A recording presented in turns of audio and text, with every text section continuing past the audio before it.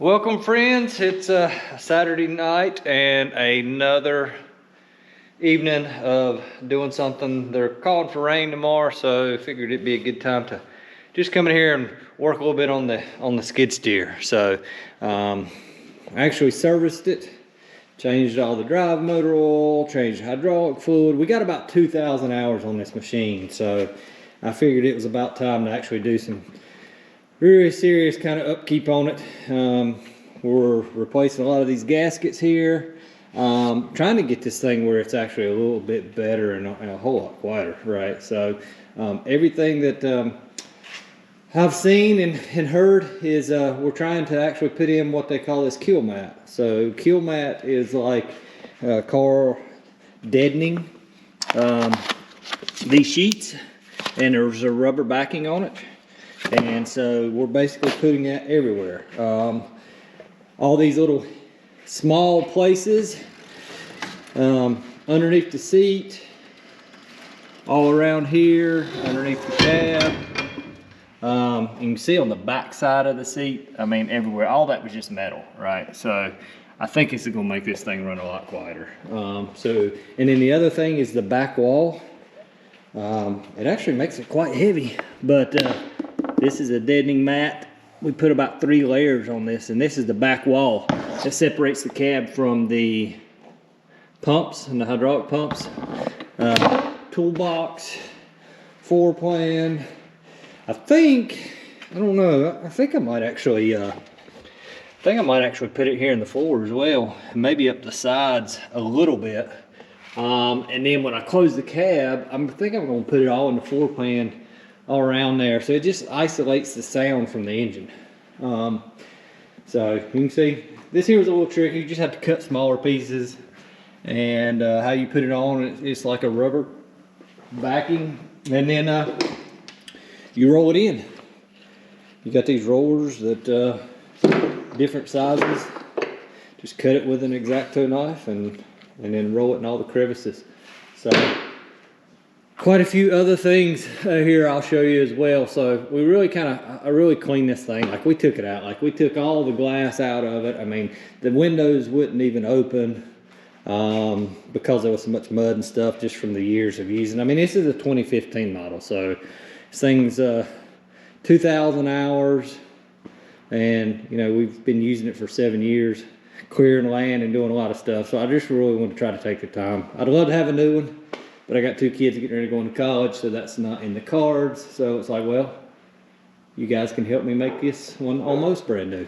So that's what we've been doing. Still a really good machine. Hadn't really given me any trouble, just odd and end stuff. But that's what we're doing today. Had the exhaust brake right here on this bracket. Took that off, welded it.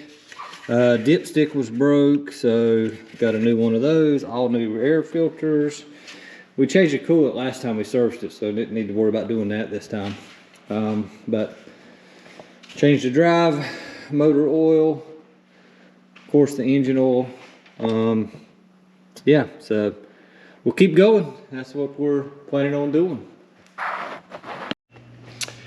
All right, I got an update. So we are just about done putting the kill mat everywhere. So we did the back side of the seat, but we also did this side of the seat as well, right? And then of course we'll put the seat here. Hey, while I'm here, let me share one thing. We also put it here in the floor. So one of the things on these is that the air conditioning get where it just won't move very much air, and basically this condenser that sits behind here, in between here, here's one, there's another one right here, gets stopped up. I mean, just muddy as all get out. And actually the only way to service this is to take it apart, and to take it apart you gotta draw out all the freon, etc. So a little trick that I did was I actually took, I don't know, maybe like a 1-inch hole saw, drilled here at the top, then came down, drilled a 1-inch hole saw here, and then right here is the condenser, like you can see it. And so what I'll do is I'll actually spray coil cleaner down in here, and then actually rinse it out and just let the water run out.